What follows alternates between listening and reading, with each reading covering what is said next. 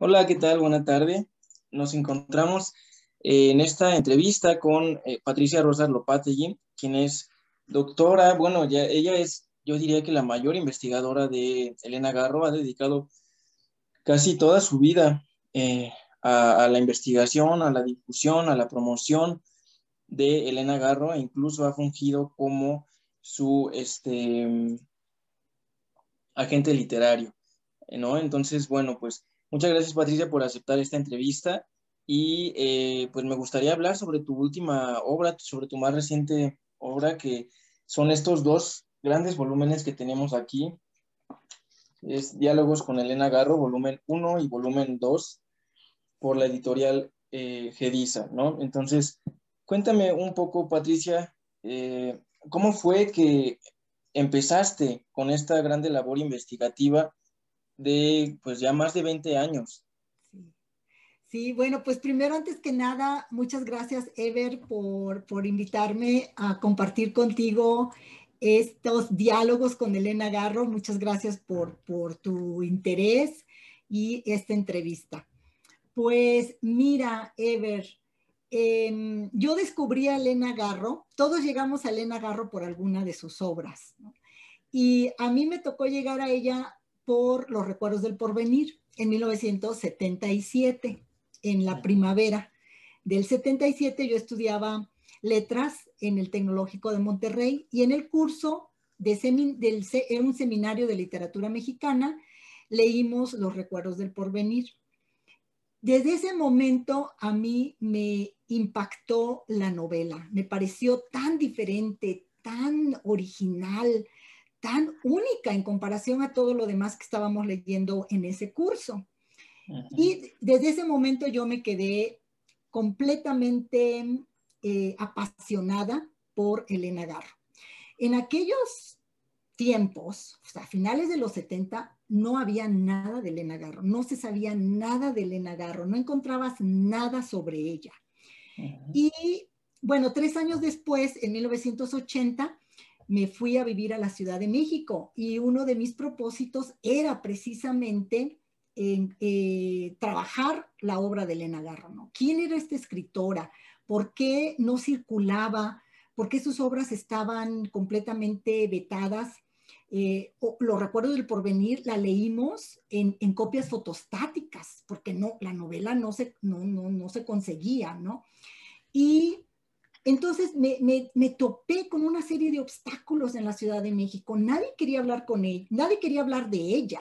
Yo busqué contactar a personas, había todavía escritores, escritoras que estaban vivos, que la habían conocido, pero no querían hablar sobre Elena Garro. Y bueno, en fin, por azares del destino, en ese año de 1980 cayó en mis manos un libro que se llama 26 autoras del México actual, de Beth Miller, en donde esta investigadora estadounidense entrevistó a una serie de autoras mexicanas. Aunque Beth Miller no entrevistó a Elena Garro, ella recopiló en ese libro una entrevista de otro investigador estadounidense, Joseph Somers, que le había hecho a Elena Garro en 1965, pero que se había quedado inédita. Entonces, cuando yo leí esa entrevista, Ever, realmente me abrió los ojos y me abrió el mundo a Elena Garro, porque es una entrevista muy íntima en donde él le pregunta y ella le cuenta aspectos de su infancia, sus primeras lecturas, su formación, al lado de su padre, de su madre, todas sus influencias literarias, etcétera, ¿no? Y entonces yo ahí en ese momento me di cuenta de la gran relevancia que tiene una entrevista, ¿no? Es decir, que una entrevista te acerca al autor, a la autora, desde otra perspectiva que no vas a encontrar en su obra, porque su obra finalmente es obra, es ficción, ¿no? O incluso en sus memorias, si es que un escritor o una escritora escribe memorias, lo va a hacer desde su perspectiva, digamos, personal, ¿no? En cambio, una entrevista depende de quién hace el diálogo, ¿no? De quién está entrevistando, porque el entrevistador tiene un background también particular. Entonces, ahí comenzó este libro, Ever. Ahí prácticamente en 1980 dije, algún día yo tengo que encontrar y recopilar todas las entrevistas que le hayan hecho a Elena Garro. Y tocas muchos puntos interesantes, Patricia. Desde 1980 tú dijiste, yo me voy a dedicar a Elena Garro por completo. ¿Y cuánto tiempo te tomó realizar particularmente estos dos grandes volúmenes en donde se encuentra, bueno, pues toda este bagaje de entrevistas y además también de artículos relacionados con su obra dramatúrgica, ¿no? Tenemos aquí a José Emilio Pacheco, tenemos a Juan García Ponce, tenemos entrevistas de María Luisa Mendoza, de la China Mendoza, de Elena Poniatowska, del Búho, de Patricia Vega, en fin, pues es un gran trabajo investigativo y mi pregunta es, ¿cuánto tiempo te tomó así que ya hayas dicho, a partir de hoy voy a dedicarme a diálogos con Elena Garro?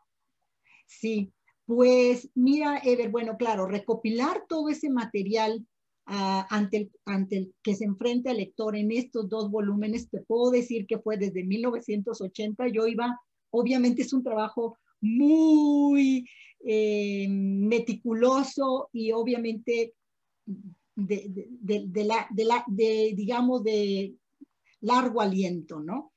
Pero cuando yo dije, ok, ya le toca el turno al proyecto de las entrevistas con Elena Garro, fue a finales del 2017. A finales del 2017, yo había concluido con otro gran proyecto que tenía, que era la obra de Guadalupe Dueñas. El Fondo de Cultura había finalmente publicado ese libro, ese volumen, precisamente en abril del 2017. Entonces, a finales del 17 dije, bueno, ya es tiempo de diálogos con Elena Garro, de este volumen. Y me di a la tarea, me aboqué a la tarea 100%. Cuando yo trabajo en un proyecto, me aboco a él en cuerpo y alma, día y noche, ¿no? Hasta que lo concluyo. Y comencé, pues podríamos decir que comencé en enero del 2018 a armar estos volúmenes, porque lo que yo quería, Ever, es que estos volúmenes salieran para el 50 aniversario de la masacre de Tlatelolco. Yo quería que estos volúmenes salieran para octubre del 18, pero no encontré editor, no encontré editor. Entonces, por un lado estuvo bien, Ever, porque me permitió volver a reestructurar el libro y compilar todavía más material que seguía encontrando. Y finalmente, bueno, salió, tú sabes, en enero del 2020, gracias a la editorial Gedisa. Así es que 2 años, vamos a decir, aproximadamente, ¿no? Claro, y ya con todo este cúmulo de trabajo hecho previo, ¿no? Con 4 décadas, que es muchísimo tiempo. Y se puede ver en el tamaño voluminoso de estos dos grandes ejemplares. Y me encanta la manera en la que lo introduces en el primer volumen. Pones aquí 2 de octubre, es el volumen que comprende... bueno, aquí dice 2 de octubre de 1968, 2 de octubre de 2018. A 50 años, como mencionabas, de la masacre en Tlatelolco y la leyenda negra en contra de Elena Garro. Estos dos volúmenes reivindican su palabra y su combate en pro de la democracia, la igualdad de género y la justicia social. Y creo que es algo que se puede ejemplificar en cada una de sus palabras. En las entrevistas que le hacen, precisamente estos puntos que tú mencionas son los que ella menciona también en sus entrevistas. Y tú mencionabas hace un momento, entrevistas muy íntimas, y creo que eso es lo que se puede encontrar aquí. La entrevista es un género, pues que yo creo que es poco valorado, a veces no se le considera un género literario, sino únicamente informativo, únicamente periodístico, pero cuando se trata de figuras literarias como Elena Garro, pues es un verdadero baúl con joyas, ¿no? Porque ahí se encuentra realmente ¿cómo se le puede llamar? Pues este poder de decir inmediatamente, de responder frente a la pregunta que la otra persona con su background le está haciendo, ¿no? Entonces, yo creo que es imperdible este libro por el valor tan grande que tiene Elena Garro con su imaginación, con, por otro lado, su lucha con los campesinos, ¿no? Que también se viene mucho de eso aquí. Exacto, exacto, Ever. Mira, ahorita me hiciste recordar algo que, que no mencioné en el estudio preliminar que tú mencionas. Originalmente, el libro se iba a llamar Entre tú y Elena Garro, Entre tú y Elena. Es decir, entre tú, entrevistador, y Elena Garro. Eh, Precisamente por esa intimidad, esa cercanía que se da entre el entrevistador y, en este caso, la entrevistada, ¿no? Ajá. Pero fíjate, Ever, que al último momento, como siempre estoy leyendo a Elena Garro, me acordé, o leí más bien en esos momentos, en esos días, Ajá. de una lectura que para ella fue fundamental en su infancia, en su adolescencia, fueron los diálogos de Platón. Entonces yo dije, no, mejor le voy a cambiar el título y le voy a poner, en lugar de diálogos de Platón, diálogos con Elena Garro, ¿no? Y Ajá. ahí fue donde le cambié el título, ¿no? Pero originalmente sí era Entre tú, entrevistador, y Elena Garro, ¿no? Entre Y tú. Elena Garro. Sí, exacto, Entre tú y Elena Garro. Pero bueno, sí, porque la entrevista, y tú tienes toda la razón, la entrevista, desde mi punto de vista, es un género literario, no solamente, es decir, un género literario periodístico, ¿no? Ajá. Porque no nada más concierne al periodismo, concierne a la literatura, definitivamente. Ahí está todo el universo. En las entrevistas tú encuentras todo el universo de un autor, de una autora, de un artista, ¿no? Ajá. Y Y, y, te- y- sí, dime, sí. y lo hacen además de una forma eh, sin censura, ¿no? O sea, allí está precisamente la persona hablando, ¿no? Aquí vemos a Elena Garro, eh, pues digamos, transparente, ¿no? Transparente tal y como es, y por eso yo creo que vale mucho la pena conseguir estos dos ejemplares.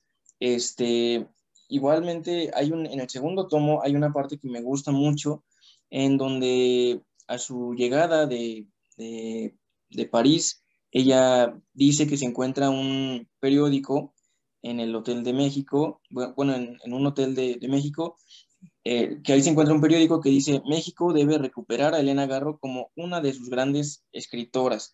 Yo creo que esto sigue siendo vigente, Sí. ¿no?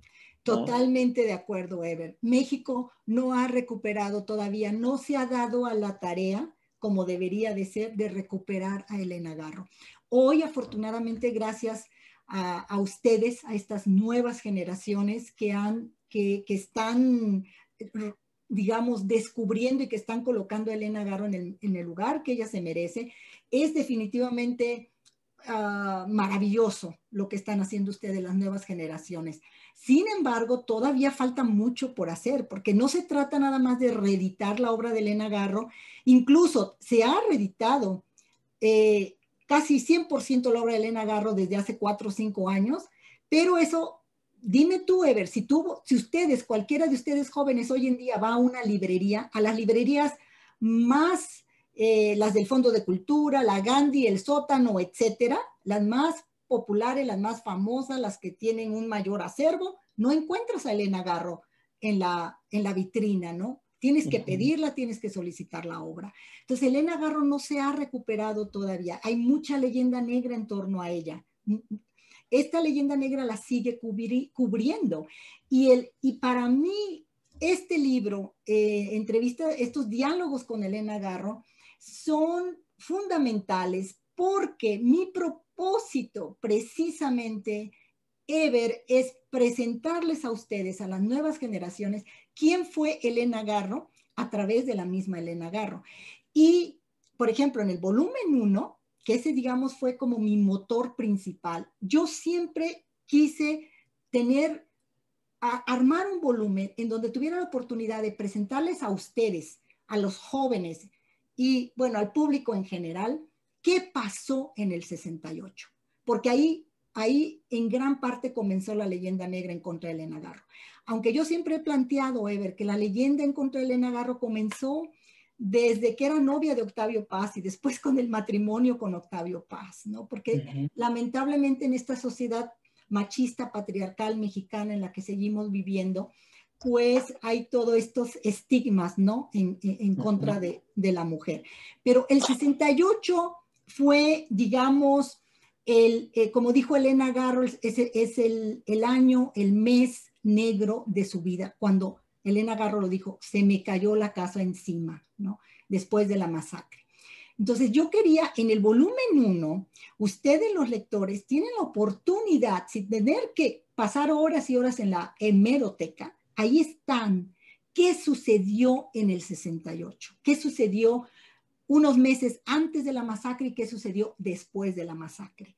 Yo ahí me di a la tarea de transcribir todo lo que se dijo en la prensa a raíz de la masacre, qué se dijo después de la masacre. Ahí tienen los documentos originales, lo que se publicó en la prensa y lo que Elena Garro declaró, para que ustedes, los lectores, lleguen a sus propias conclusiones y no se dejen manipular por la historia oficial, ¿no? Que fue la que creó pues orquestó, ¿no? Una leyenda negra en contra de Elena, al acusarla de traidora, soplona, etcétera, lo cual es una total mentira, una farsa, ¿no? Porque Elena Garro era no la piedrita, era la piedrota que molestaba al sistema político mexicano, ¿no? Al statu quo.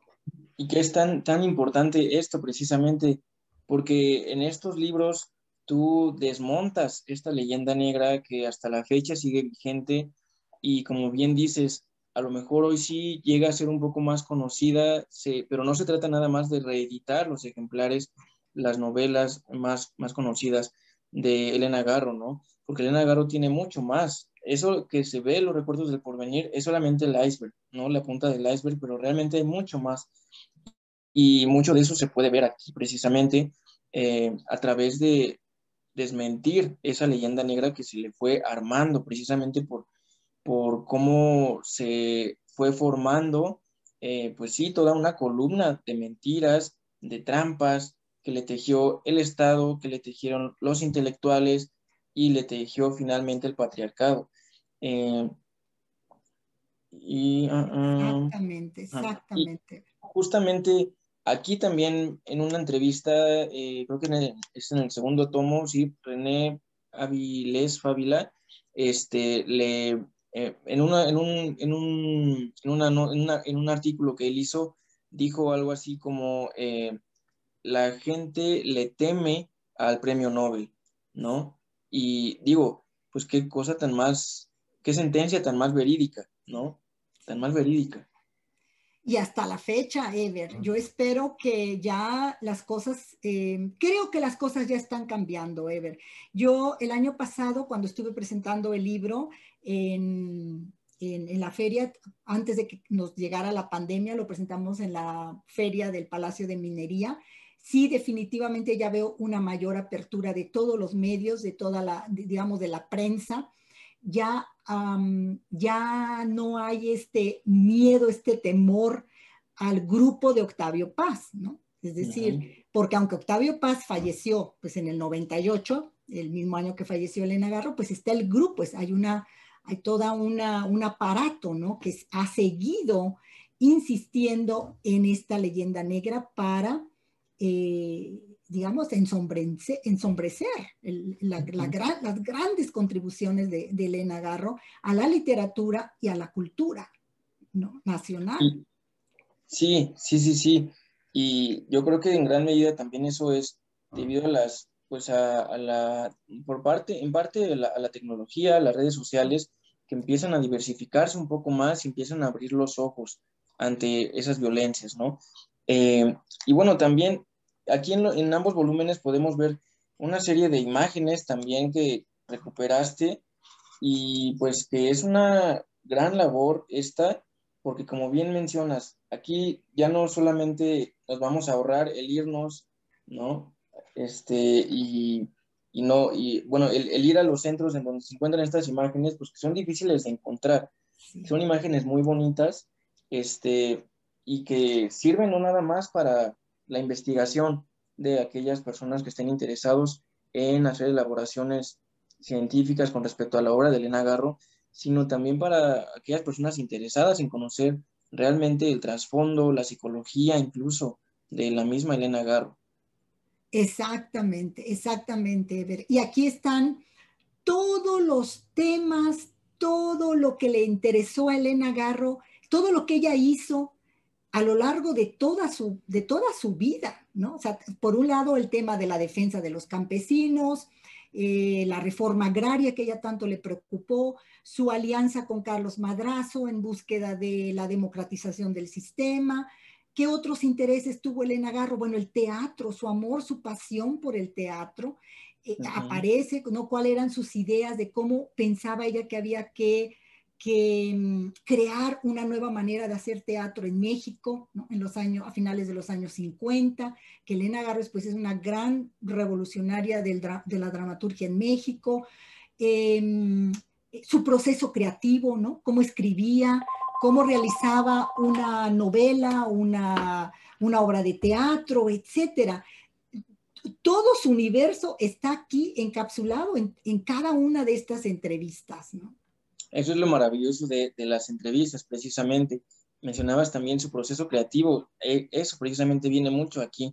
Incluso Juan García Ponce, me parece que en alguno de sus reseñas o crónicas artísticas menciona pues el poder, el impacto tan grande de Elena Garro en poesía en voz alta, ¿no? Como ella era básicamente el alma de poesía en voz alta, con su dramaturgia que viene a renovar completamente el teatro del siglo XX, algo que no existía. Exactamente, porque antes de Elena Garro el teatro era completamente costumbrista, ¿no? Un teatro que seguía, seguía pues sí, los preceptos aristotélicos, y Elena Garro introduce la fantasía, la magia, el mundo de la ilusión en escena. Entonces son obras realmente revolucionarias. Para mí no hay nada que sea similar a lo que hizo Elena Garro en el teatro, ¿no? Es tan original. Y mi propósito, Ever, claro, bueno, podría, no sé, nunca he hecho el cálculo, pero quizás 80% del libro, no sé, tú dirás como lector, 80-90% son entrevistas, pero ese otro margen, bueno, el libro se titula Diálogos con Elena Garro, entrevistas y otros textos. Los otros textos son precisamente esto que tú mencionas, ¿no? Estos textos de Juan García Ponce, de René Avilés Favila, de, ay, José no, Emilio Pacheco. José Emilio Pacheco, efectivamente. En fin, todos estos textos sirven para complementar el quehacer artístico de Elena Garro, ¿no? Es Sí. decir, que Elena Garro estaba siendo entrevistada, pero ¿cuál era el contexto histórico, político, social durante ese periodo, ¿no? Porque pues el libro, tú sabes, está dividido por capítulos que son décadas en la vida de Elena Garro. Y de esta manera el lector, por ejemplo, en los años 50, en donde en los años 50 Elena Garro todavía no existía prácticamente como escritora en esa década, hasta 1957 que se da a conocer como dramaturga.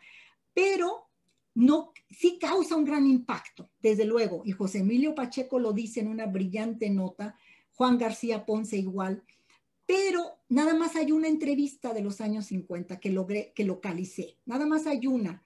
Y entonces, ¿cómo complementar, cómo recibió el público Elena Garro en 1957? Pues precisamente con estas notas, con estas reseñas, con estos artículos de un valor extraordinario, porque nos ubican en qué estaba sucediendo en ese momento en México cuando Elena renovó el teatro, ¿no? Y así sucesivamente en cada década, ¿no? Y además también se nota esta, pues sí, bueno, vuelvo al proceso creativo, este proceso creativo para su escritura plurivalente, ¿no? Porque ella fue escritora de dramaturgia, de cuento, de novela, pero también le entró al periodismo, ¿no? A la poesía, en fin, todo eso se puede reflejar aquí. Exacto, exacto, Ever. Y el volumen 2, fíjate que el volumen 2, como tú puedes ver, es el más gordote, ¿no? Es el más, valga la redundancia, el más voluminoso, porque cuando ella regresó del exilio, ¿no? El retorno del exilio, que mira, que Elena Garro la pasó muy mal los últimos 5 años de su vida en México, muy mal. Desde mi punto de vista, Elena volvió a vivir el destierro, el exilio, el ostracismo en su propia tierra al regresar, ¿no? La pasó muy mal esos últimos 5 años. Sin embargo, yo como investigadora, yo creo que todos nuestros lectores dirán, pues, ay, Elena Garro, pero qué bueno que regresaste, porque si no hubiera regresado, Ever, no hubiéramos tenido ese mundo, ese universo que Elena Garro nos regaló a través de sus entrevistas al regreso, porque el segundo volumen que incluye todas las entrevistas a raíz de que Elena se prepara todas las circunstancias para su primer regreso en el 91, la entrevistaron infinidad de veces. Se Por la causó, SOGEM, ¿no? exacto, por José María Fernández Unzaín, que era en aquel momento el director de la SOGEM. Podemos decir que fue uno de los principales responsables, sí, promotores de que ella regresara. Y desde luego René Avilés Favila, la esposa de René Avilés Favila también, en fin, Emanuel Carballo, Beatriz Espejo, ellos desempeñaron un papel muy importante en el regreso de Elena Garro, ¿no? Y ya en el regreso definitivo, quien cumplió un papel muy importante fue en aquel momento el que era director de Conaculta, Tovari de Teresa, ¿no? Rafael Tovari de Teresa, que fue muy amigo de Elena Garro. Bueno, Patricia, pues no sé si a manera de conclusión, para concluir, para ir cerrando, ¿te gustaría agregar algo relacionado con Elena Garro, con estos maravillosos volúmenes de diálogos con Elena Garro? Pues Ever, yo lo único que quisiera es realmente que los lectores tuvieran la oportunidad de acercarse a Elena Garro a través de estos volúmenes. Como tú dijiste, no solamente es leer las novelas de Elena Garro, sus obras, sus cuentos, su gran lucha por la igualdad de género, ¿no? Que Elena fue una guerrera que peleó no solamente por los indígenas, por los campesinos, por los despojados, por los hombres más olvidados de México, que son los campesinos, sino también por la igualdad de género. Obviamente eso es muy importante, pero a Elena Garro hay que conocerla no solamente leyendo sus obras, sino también conocer su vida, conocer su trayectoria. Es una figura que dio todo su pasión, todo su coraje, toda su fuerza por cambiar las cosas en México. Y eso no cualquiera lo hace, ver. No cualquiera se compromete en cuerpo y alma por modificar la realidad, una realidad opresiva. No cualquiera lo hace. Los escritores, típicamente hombres y mujeres, escriben, producen su obra y ya, ¿no? Elena Garro va muchísimo más allá. Es un personaje que debemos de conocerlo también desde esa perspectiva. Y creo que en estos volúmenes el lector, las lectoras van a poder descubrir quién fue Elena Garro y por qué sigue todavía marginada, olvidada. Y mi gran esperanza es que ustedes, las nuevas generaciones, rompan ya con ese maleficio. Y qué buena manera de cerrar, de concluir. Me encanta esto que mencionas. Ella hizo todo por cambiar la realidad y no solamente desde su literatura, y lo hizo esplendorosamente, ¿no? Porque pues ella, considerando que escribió Los Recuerdos del Porvenir en el 53 y fue publicada 10 años después de haber pasado por manos como por ejemplo las de Gabriel García Márquez, a quien se le atañe el término de pues el creador del realismo mágico y demás, pues aquí nos damos cuenta que no es tan así, ¿verdad? Y bueno, pues no me queda más que agradecerte. Gracias, Patricia, por esta entrevista y nos vemos pronto. Muchas gracias, Ever. Un placer para mí. Muchísimas gracias. Gracias.